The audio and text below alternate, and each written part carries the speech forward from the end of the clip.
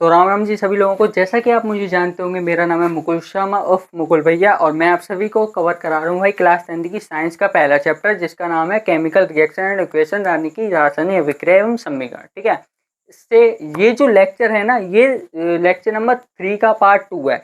अब lecture number 3 को मैंने, अब आप सोच रहे होंगे कि लेक्चर नंबर 3 को मैंने 2 पार्टों में कन्वर्ट क्यों किया।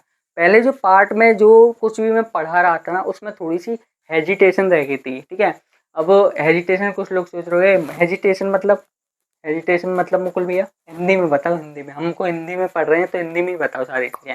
हेजिटेशन का मतलब ये होता है कि थोड़ी सी झिझक रह जाती है। ठीक है, जो कि एक्सप्लेन कर, जैसे मैं कल लेक्चर रिकॉर्ड कर रहा था तो उसमें थोड़ी सी झिझक रहेगी जहाँ पर मैं एक्सप्लेन ठीक से नहीं कर पाया उस चीज़ को। ठीक है, प्रॉपर लिखा था, डेफिनेशन अच्छे से लिखी थी, लेकिन मैं उसको एक्सप्लेन करने में थोड़ा सा नाकामयाब रहा था। ठीक है, लेकिन आज नहीं है ऐसा, आज हेजिटेशन बिल्कुल समाप्त करके आए, बिल्कुल खत्म, हेजिटेशन बिल्कुल खत्म करके आए, पूरे बेशरम बन करके आए आज। ठीक है, बेशरम बन करके लेक्चर को रिकॉर्ड करेंगे एकदम बढ़िया तरीके से, जैसे कि पहले कर रहे थे। बीच में लेक्चर रिकॉर्ड करना मैंने बंद कर दिया था, इसलिए मेरे को हेजिटेशन होने लग गई थी। लेकिन अब की बार ऐसा नहीं होगा, पूरे फुली हम बेशरम बन करके आए हैं। ठीक है, तो जो लेक्चर नंबर 3 में जो कमी रह गई थी ना पार्ट 1 में, वो कमी मैं आज पूरी कर दूंगा वैसे। ठीक है, वहाँ पर थ्योरी पर थ्योरी की वो कर दी थी, ज़्यादा टॉपिक नहीं, एक ही टॉपिक कराया था वहाँ पर मैंने, संतुलित रासायनिक समीकरण के बारे में बताया था, वो मैं आज बैकअप में दोबारा से कवर करा दूंगा। ठीक है, अब एडिंग सबसे पहले ये बताई थी मैंने कल के लेक्चर में कि रासायनिक अभिक्रिया को संतुलित करना। अब सबसे पहले दिमाग में क्वेश्चन आना चाहिए कि रासायनिक अभिक्रिया जो है ना, उसको बैलेंस करने की आवश्यकता क्यों पड़ती है, संतुलित करने की जरूरत क्यों पड़ती है। अब भाई मुकुल भैया, आपने बताया था हमें लेक्चर नंबर 2 के लास्ट में द्रव्यमान संरक्षण के नियम के बारे में। जी हाँ, मैंने बताया था। अब द्रव्यमान संरक्षण का नियम क्या कहता है, पहले वो सुनो।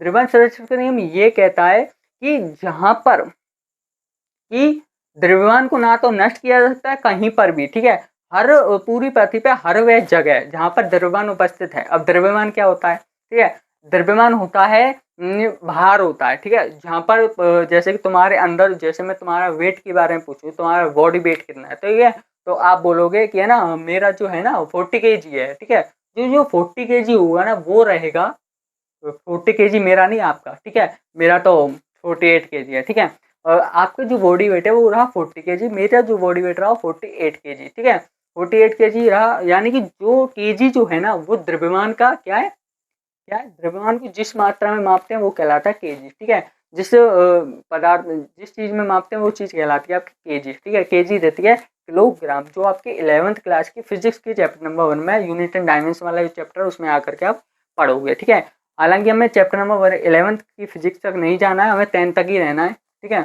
तो द्रव्यमान क्या होता है, द्रव्यमान ये होता है कि ना तो किसी वस्तु को हम नष्ट कर सकते हैं, किसी वस्तु में से किसी वस्तु के द्रव्यमान को ना तो नष्ट किया जा सकता है, ना ही उत्पन्न किया जा सकता है।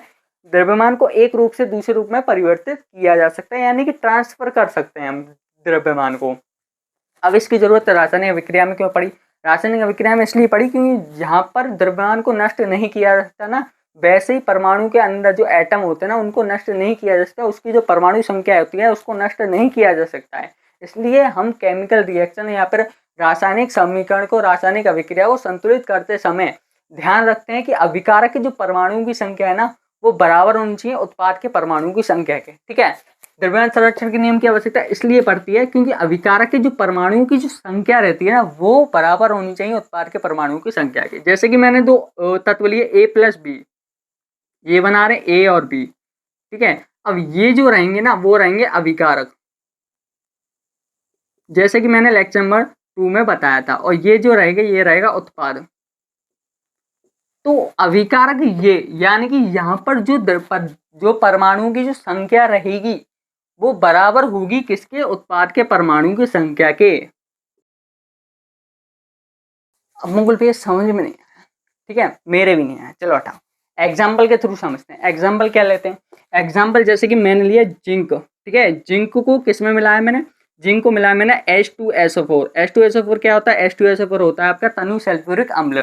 ठीक है, जिंक को जैसे ही मैंने जिंक को H2SO4 में मिलाया, तब हमें प्राप्त हुआ ZnSO4, और प्लस में हाइड्रोजन गैस का क्या हुआ, निष्कासन हुआ, हाइड्रोजन गैस कहाँ निकल गई, बाहर निकल गई। ठीक है, हाइड्रोजन गैस कहाँ निकल गई, बाहर निकल गई। अब जैसे ही मैंने जिंक को H2SO4 में मिलाया तो ZnSO4 यानी कि जिंक सल्फेट बनाया, और हाइड्रोजन गैस को क्या है विस्थापित कर दिया, फिर बाहर निकाल दिया। ठीक है, अब हम बात करते हैं कि ये जो केमिकल रिएक्शन है ये बैलेंस है या नहीं, ये संतुलित है या नहीं। ठीक है, और संतुलित नहीं है तो क्यों नहीं है, और संतुलित कैसे कर सकते हैं ये चीज़ें मैं बताऊंगा। और सबसे पहले देखते हैं कि बैलेंस है कि नहीं है। अब बैलेंस करने के लिए हमें इसकी परमाणु की संख्या के बारे में डिस्कशन करना पड़ेगा। जैसे यहाँ पर अभिकारक की जो परमाणु की संख्या है ना वो बराबर होनी चाहिए उत्पाद के परमाणु की संख्या के, तब हम कह सकते हैं कि कोई भी रासायनिक समीकरण जो है बैलेंस। संतुलित अभिक्रिया में मैंने संतुलित रासायनिक समीकरण में मैंने क्या लिखाया था, यही चीज तो लिखाई थी कि जो उत्पाद के परमाणु की संख्या वो बराबर होनी चाहिए, अभिकारक की जो परमाणु की संख्या वो बराबर होनी चाहिए उत्पाद के परमाणु की संख्या के। ठीक है, ये चीज मैंने लिखाई थी, वही चीज यहाँ पर क्या करेंगे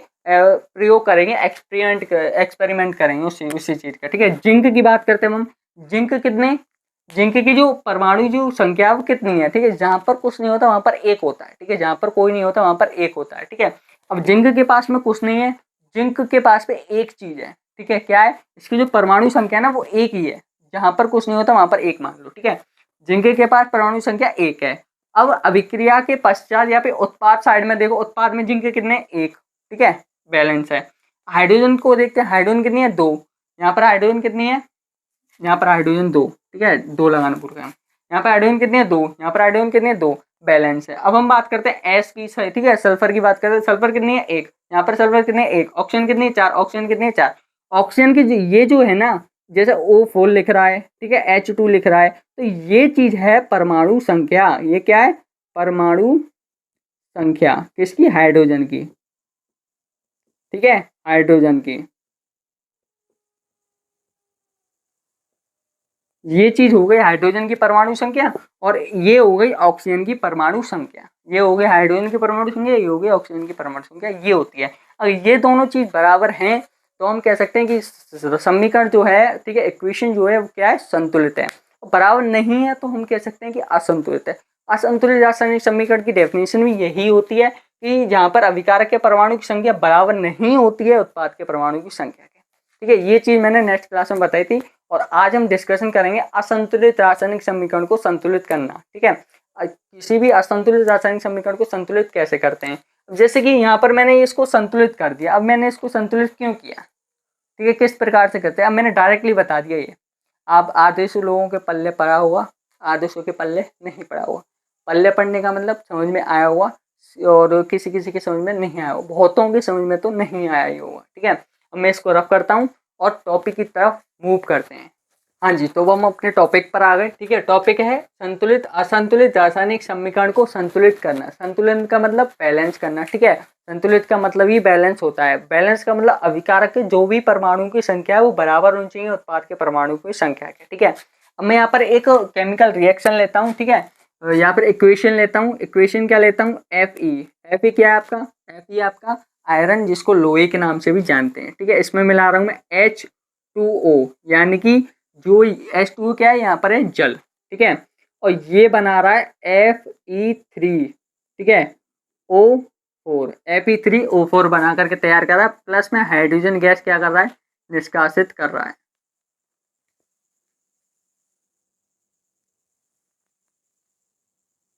साथ ही साथ क्या कर रहा है, हाइड्रोजन गैस को बाहर निकाल रहा है। ठीक है, अब हमें सबसे पहले ये देखना है कि ये जो इक्वेशन है वो बैलेंस है या नहीं है। तो इस बैलेंस करने के लिए सबसे पहले देखो Fe की जो परमाणु की संख्या है वो कितनी है, यहाँ पर एक। अभिक्रिया के पश्चात कितनी है, तीन। यानी कि ये बैलेंस नहीं है, इसको हमें बैलेंस करना है। ठीक है, यानी कि ये जो रिएक्शन है ये संतुलित नहीं है, इसको हमें संतुलित में कन्वर्ट करना है। ठीक है, अब संतुलित में कन्वर्ट करने के क्या चरण रहेंगे, इसकी दो मेथड है, इसकी दो विधि है। एक है, पहली जो विधि है वो पहली जो विधि है वो आपकी वाली है। ठीक है, आपकी वाली विधि मतलब जो किताब में दे रखी है, और दूसरी जो विधि है वो मेरी वाली है, यानी कि जिसको मैं आपके लिए बताऊंगा। जो किताब वाली जो मेथड है ना, किताब वाला जो विधि है, ठीक है, किताब वाली जो विधि है उससे काफ़ी इजी है, जो मैं लेकर के आया हूँ वो वाली विधि। उसको मैं एक वीडियो की सहायता से बता दूंगा। ठीक है, जिसमें पूरी उसके बारे में डिस्कशन कर दूंगा मैं, और सारी केमिकल रिएक्शन को एक वीडियो में ला करके उसको बैलेंस करके आपके लिए दे दूंगा। आपकी वाली जो विधि है उसको भी मैं बताऊंगा, मेरी वाली विधि है उसको भी मैं बताऊंगा। ठीक है, दोनों को मैं ही बताऊंगा। ठीक है, ऐसा नहीं है कि आप ही बता दो, वो सारी चीज मैं कवर कराऊंगा। देखो Fe H2O यानी कि आयरन जल और आयरन ऑक्साइड ये यहाँ पर बना करके तैयार कर रहा है और ये रहा हाइड्रोजन गैस को बाहर निकाल रहा है। इस अभिक्रिया का मतलब ये है। अब ये कैसी रासायनिक समीकरण है, पहली बात तो ये बताइए, ये कैसी रासायनिक समीकरण है? ये है असंतुलित रासायनिक समीकरण। अब इसको हमें संतुलित करना है। पहला मेथड देखते हैं आपकी जो बुक में दिया गया है उसके अकॉर्डिंग, ठीक है। इसमें चरण वाइज दिए गए हैं, ठीक है, स्टेप वाइज दिए गए हैं, जिसको निम्न चरण के नाम से जानते हैं। अब पहला चरण ये कह रहा है आपकी किताब के अनुसार कि पहले चरण में क्या दे रखा है कि तत्व के चारों ओर बॉक्स बना लीजिए, ठीक है। ये जो सारे जो तत्व है ना, इनके चारों ओर क्या बनाना है? बॉक्स बनाना है। अब बॉक्स कैसा बनाना है बताऊंगा वो भी। सबसे पहले इसको लिखते हैं, ठीक है। पहला चरण दे रखा है ये, प्रत्येक सूत्र के चारों ओर बॉक्स बना लीजिए। अब हम बॉक्स बनाते हैं, सबसे पहले मार्कर चेंज करते हैं, ठीक है। मार्कर चेंज कर लिया है। अब इसकी में पहला चरण ये दे रखा है, सूत्र के चारों ओर बॉक्स बनाइए। पहले यहाँ पर लिख देते हैं इसको हम,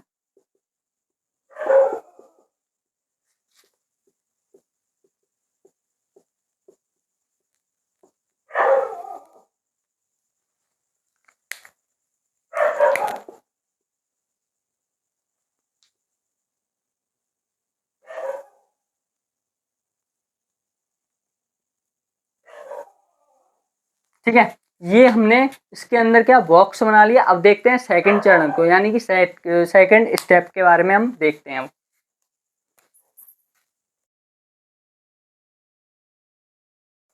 अब देखो सेकंड जो स्टेप है ना, वो कह रहा है आपका विभिन्न तत्वों के परमाणु संख्या सूचीबद्ध कीजिए। यानी कि जो इनके अंदर जो परमाणु संख्या है ना, वो सूची में नोट करनी है एक बना करके। वो हम करेंगे, पहले स्टेप थर्ड को लिख देते हैं, फिर उसके बाद में सूची द्वारा हम इसको क्या करेंगे, डिफाइन करेंगे। अब देखो परमाणु संख्या मतलब जैसे हाइड्रोजन की परमाणु संख्या यहाँ पर 2 लिखी गई है तो 2 लिख देंगे। यहाँ पर आयरन की जो परमाणु संख्या वो 2 लिखी गई, यहाँ पर 3 लिखी गई है तो हम 3 लिख देंगे। इस प्रकार से हमें लिखनी है। अब पहले चरण 3 को देखते हैं, फिर उसके बाद में हम क्या करते हैं, ये सूची बनाते हैं।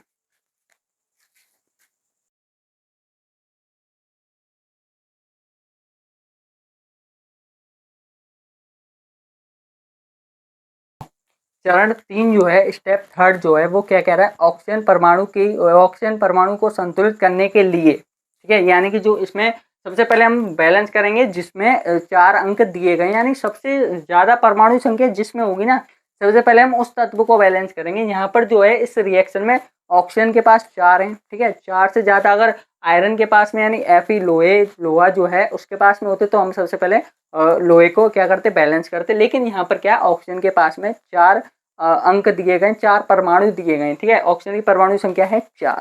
तो सबसे पहले हम इसको बैलेंस करेंगे। क्यों करेंगे? क्योंकि सबसे ज़्यादा जिस चीज़ के पास परमाणु संख्या सबसे ज़्यादा रहेगी, सबसे पहले उसको हम बैलेंस करेंगे। वो ही कह रहा है आपका चरण थर्ड या स्टेप थर्ड कह रहा है, ठीक है। ऑक्सीजन परमाणु को संतुलित करने के लिए उस यौगिक को संतुलित करना शुरू करें जिसमें अधिकतम संख्या में परमाणु हैं। तो इस पूरी इक्वेशन में अधिकतम संख्या में परमाणु किस चीज के पास है? ऑक्सीजन के पास। ऑब्वियसली बात है, ऑक्सीजन के पास में। पहले सूची बनाते हैं, जब हम इसको बैलेंस करते हैं, सूची बनाते हैं हम।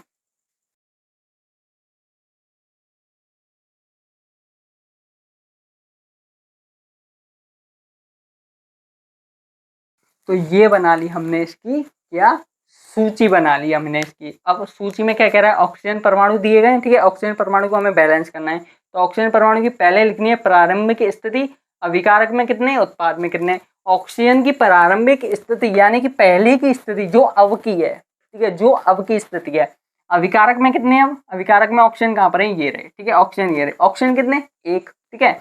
ऑक्सीजन के परमाणु संख्या पीछे कुछ भी नहीं लग रहा है, तो परमाणु संख्या 1, जहां पर कुछ नहीं होता वहां पर होता 1, ठीक है।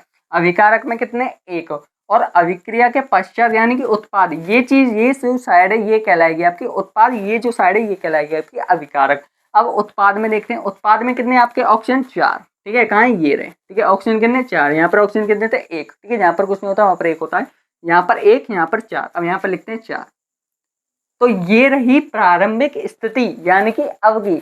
अब देखते हैं हम इसको संतुलित करने के लिए। अब हमें पता है द्रव्यमान संरक्षण का नियम कहता है अभिकारक के परमाणु की संख्या उत्पाद के परमाणु की संख्या के बराबर होनी चाहिए भाई। अब हमें एक में ऐसा क्या करें जिससे ये 4 हो जाए, एक में भाई ऐसा क्या करें जिससे 4 हो जाए। सिंपल सी बात है, 4 से मल्टीप्लाई कर दो, 1 × 4 कर दो, तब ये हो जाएगा 4। तो यानी कि यहाँ पर आ गया 4। ये उत्पाद तो रहेंगे 4 ही, उत्पाद रहेंगे 4 ही। जहाँ पर कम रहेगा, जैसे अभिकारक में कम है तो अभिकारक को बैलेंस करते हैं, ठीक है। यहाँ पर एक था ऑक्सीजन परमाणु अभिकारक में, यानी कि यहाँ पर एक था और यहाँ पर कितने थे 4। अब हमें यहाँ पर भी 4 करने थे, 4 4 जब ही होंगे, यहाँ पर भी ऑक्सीजन परमाणु 4 होंगे, यहाँ पर भी ऑक्सीजन परमाणु 4 होंगे, तभी ना बैलेंस होगी, तभी तो रिएक्शन बैलेंस होगी भाई, तभी तो बैलेंस होगी रिएक्शन। समझ रहे हो ना मेरी बात को, ठीक है। अब हमें क्या करना है, यहाँ पर अभिकारक के परमाणु संख्या 4, यहाँ पर कितनी है 4। अब हमें सिंपल सी बात है, मार्कर चेंज करते हैं।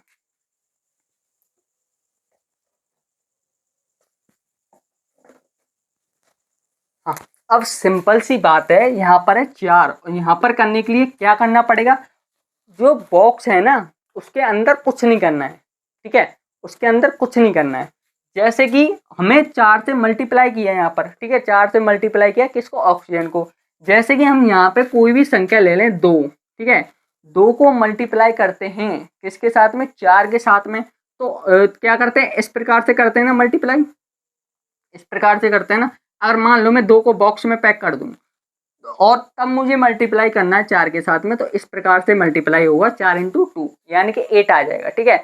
ये इस प्रकार से मल्टीप्लाई होगा, इस प्रकार से मल्टीप्लाई होगा कोई भी संख्या में। उसी प्रकार से ऑक्सीजन में भी यही चीज होती है। ऑक्सीजन में जैसे कि यहाँ पर ऑक्सीजन है और ये मैंने बॉक्स में बंद कर दिया, अब मुझे इसे 4 से मल्टीप्लाई करना है, तो कैसे होगा, यहाँ पर आगे 4 लगा दो, ठीक है, तो ये हो गई 4 ऑक्सीजन, ठीक है। इसी प्रकार से हमें इसमें क्या करना है, इसमें भी क्या करना है, मल्टीप्लाई करना है। पीछे अगर लगा देंगे इस प्रकार से ऑक्सीजन 4 लगा देंगे तो फॉर्मूला हो जाएगा चेंज, कहीं पर पहले से ही है तो उसको तो हम कुछ चेंज नहीं कर सकते, लेकिन संतुलित करते समय इस बात का आवश्यक ध्यान रखें कि इसके ऑक्सीजन के पीछे 4 नहीं लगाना है, आगे 4 लगाना है, ठीक है।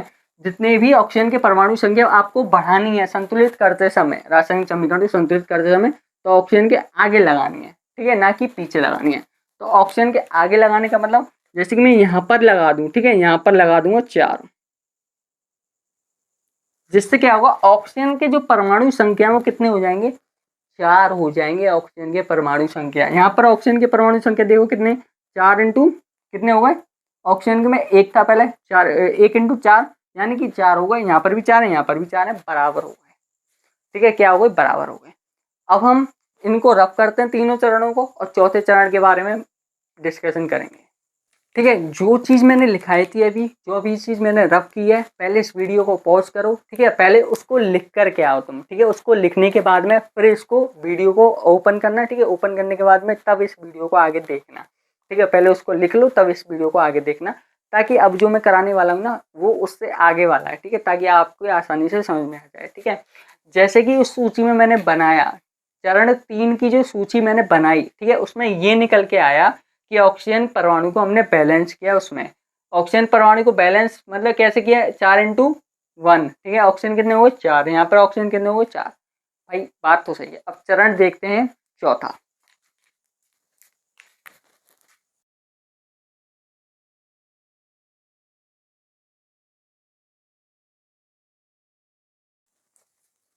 चरण 4 में, चरण जो 4 है, स्टेप 4 है, वो उसमें क्या कह रहा है, आइए अब हम आंशिक रूप से संतुलित समीकरण में हाइड्रोजन के परमाणु को संतुलित करें, ठीक है। अब आप सोच रहे होंगे कि ये जो चरण है ये कहाँ से लिखा रहे हो मुकुल भैया, ठीक है, तो बेटा कहीं से नहीं लिखा रहा हूँ, किताब खोल के देख, ठीक है, ठीक है, किताब खोल के देख, वहां पर पता चल जाएगा कि ये चरण जो हैं वो कहाँ से आए हैं। और किताब नहीं खोल करके बैठा है ना, तो कोई बात नहीं, इन चरणों को लिख ले, ठीक है, इन चरणों को लिख ले, बाद में किताब खोल करके देख लेना, कोई प्रॉब्लम नहीं है, फिलहाल समझ ले। यहाँ पर देखो, अब हमें सबसे पहले हमने ऑक्सीजन के बैलेंस किया, क्यों, ऑक्सीजन की परमाणु संख्या सबसे ज़्यादा थी। अब ऑक्सीजन से कम जो परमाणु संख्या है वो कौन सी है, हाइड्रोजन, ठीक है। हालांकि हमें एफ को बैलेंस करना चाहिए था, लेकिन किताबी ज्ञान है भाई, ये किताब वालों ने जब हाइड्रोजन को बैलेंस करने की क्या है, तो हमें एफ को क्यों बैलेंस करें, तो सबसे पहले हम हाइड्रोजन को ही बैलेंस करेंगे। तो हाइड्रोजन में कितने परमाणु की संख्या है, अभिक्रिया से पहले, ठीक है। अब हम हाइड्रोजन को बैलेंस करेंगे, तो हाइड्रोजन को बैलेंस उसी प्रकार से करेंगे जिस प्रकार से हमने ऑक्सीजन को किया था, सूची बना करके भाई। अब देखो सूची बनाओ, यहाँ पर हाइड्रोजन के परमाणु संख्या लिखो।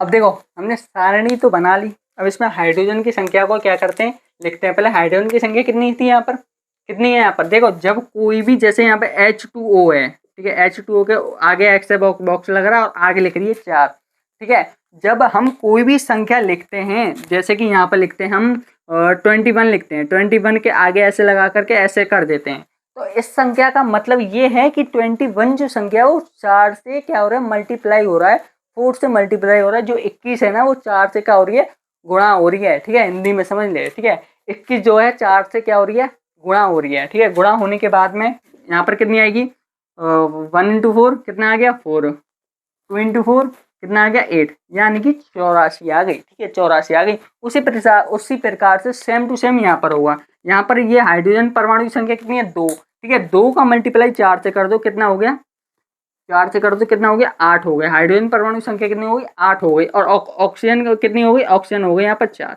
इस चीज का मतलब ये है, इस चीज का मतलब ये है। आई होप आपको समझ में आ रहा होगा कि इस चीज का मतलब ये है, यानी कि 4 हाइड्रोजन कितनी थी पहले 2, 2 का आगे 4 लग रही है तो मल्टीप्लाई 4 से कर दो तो कितनी हो गई 8, हाइड्रोजन कितनी हो गई 8, ऑक्सीजन कितनी है 1, और ऑक्सीजन कितनी हो गई, कितनी हो गई ऑक्सीजन 4, ठीक है, समझ में आ रहा होगा आई होप।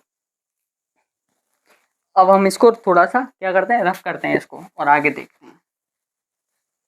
अब सबसे पहले हम इसको लिख लेते हैं यहाँ पर, ठीक है। लिखने से पहले हम पहले इस सारणी में हाइड्रोजन को बैलेंस करते हैं। हाइड्रोजन कितनी है पहले, हाइड्रोजन कितनी है, हाइड्रोजन है 8, कितनी है,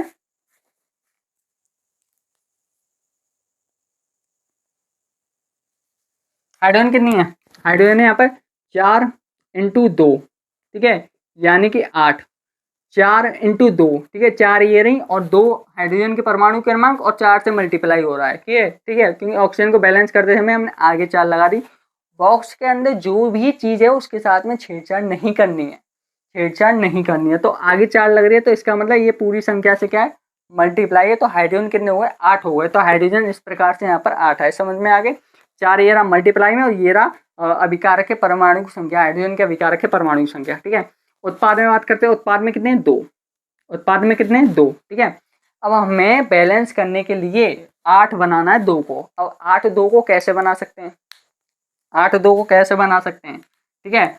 संतुलित करने पर देखो, संतुलित करने पर ये तो सेम टू सेम रहेगा, ठीक है, ये हो जाए 4 इंटू 2 बराबर 8, यानी कि हमें हाइड्रोजन को 4 से मल्टीप्लाई करना है। 4 से मल्टीप्लाई करने के बाद में हमें यहाँ पर प्राप्त होगा 8, यानी कि हमें यहाँ पर लगा देनी है कितनी, कितनी लगानी है यहाँ पर हमें, यहाँ पर लगानी है हमें कितनी 4 लगानी है। जैसे कि एफ ही लिखो, ठीक है, इक्वेशन को देख लो सबसे पहले, एफ ई लिख लिया हमने यहाँ पर, प्लस में H2O एरो Fe3O4, ठीक है, प्लस में हाइड्रोजन गैस को क्या कर रहा है, निकाल रहा है। अब हमने प्रत्येक जो बॉक्स में प्रत्येक तत्व के चारों ओर क्या बना लिया, सूत्र के चारों ओर बना लिया हमने बॉक्स, ठीक है, यहाँ पर बना लिया हमने बॉक्स। अब इतना कितना दे रखा था, यहाँ पर लगा दी हमने 4, ये हमें पहले से दिया गया है, पहले से दिया गया है। अब हाइड्रोजन संख्या को बैलेंस करने के बाद में हमें यहाँ पर लगानी है 4, क्यों लगानी है 4। अब सबसे पहले ऑक्सीजन को बैलेंस करके देखो, ऑक्सीजन कितनी यहाँ पर 4, ऑक्सीजन कितनी यहाँ पर 4, बैलेंस है। अब हमने हाइड्रोजन को बैलेंस किया, अब हाइड्रोजन को चेक करो, हाइड्रोजन कितनी यहाँ पर 4 इंटू 2 कितनी हो गई 8, यहाँ पर कितनी है 4 इंटू 2 कितनी हो गई 8, यानी कि इस चीज़ का मतलब यही है कि हाइड्रोजन जो है ना 4 इंटू H2 यानी कि 8H, ठीक है, यानी कि हाइड्रोजन की जो परमाणु संख्या है ना वो हो गई 8, इस चीज़ का मतलब ये है, ठीक है, समझ में आ रहा होगा, आई होप आपको समझ में आ रहा होगा। तो यहाँ तक हो गई, अब हमने यहाँ तक कर ली संतुलित, ठीक है। अब हम चरण 5 में देखेंगे किसको, लोहे को संतुलित करना, ठीक है। अगर आपको पूरी डिटेल में चरणों को पढ़ना है तो आप अपनी किताब से पढ़ सकते हो, ठीक है। वो हम यहाँ पर क्या करेंगे, सबसे पहले आयरन को क्या करेंगे, इसी प्रकार से आयरन को भी संतुलित करेंगे। आप पर होगा नहीं इसलिए मुझे करके देना पड़ेगा, पूरी समीकरण को संतुलित करके बताऊंगा। चरण 5 में देखो,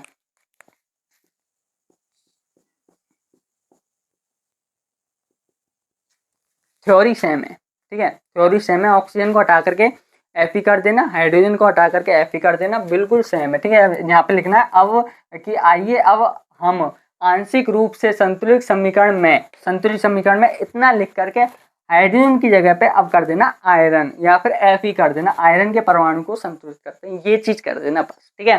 और ऐसी सूची बना लेना, ऐसी सूची बनाने के बाद में यहाँ पर लिख देना, ऐसी सूची में बना करके दे रहा हूँ, ठीक है।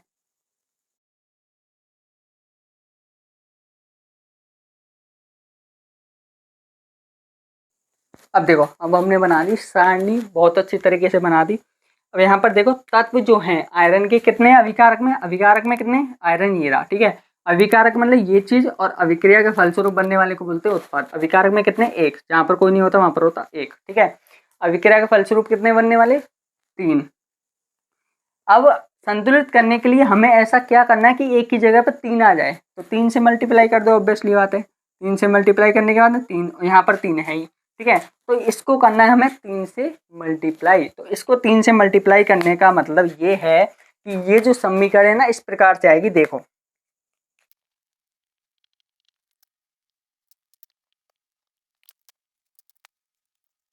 तो ये जो इक्वेशन है ना, ये बन करके प्राप्त हुई, कौन सी वाली, ये बन करके क्या हुई, प्राप्त हुई। ये बोली जाएगी आपकी संतुलित रासायनिक समीकरण। ये हो गई आपकी संतुलित रासायनिक समीकरण। क्या होगी, संतुलित रासायनिक समीकरण, ठीक है।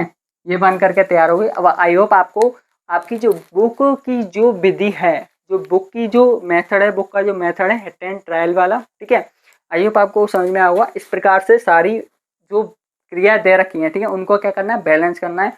आई होप आपको लग रहा होगा कि टफ है, ठीक है, क्या लग रहा होगा, टफ है, बहुत लंबा मेथड है, इसलिए मैं अपनी विधि लेकर आऊँगा, उसको लगाने के बाद में देखिएगा आपको कहते ऐसा मजा आएगा ना, बहुत अच्छे, बहुत बढ़िया तरीके से, ठीक है। इस विधि को लगाने के बाद में आप 2-3 क्वेश्चन जो है और ट्राई कीजिएगा, ठीक है, 2-3 क्वेश्चन और ट्राई करने हैं आपको। देन उसके बाद में मुझे बताइएगा, ठीक है। और जैसे कि आप डिस्क्रिप्शन में जा करके देख सकते हो, मेरा नंबर दिया गया है, ठीक है, उसमें जा करके मेरे को व्हाट्सअप कर देना जो भी आप क्वेश्चन को लगाओ, ठीक है। फिर लगाने क्वेश्चन को करने के बाद में फिर मुझे समीकरण को सॉल्व करने के बाद फिर मुझे व्हाट्सअप कर दीजिएगा उस नंबर पर। तो पार्ट 2 में फिलहाल इतना ही। आपको ये लेक्चर कैसा लगा कमेंट बॉक्स में जा करके मुझे ज़रूर बताएं। और अब हम मिलते हैं नेक्स्ट वीडियो में लेक्चर नंबर 4 के साथ में। तब तक के लिए बाय बाय, जय हिंद, टाटा, जय हिंद।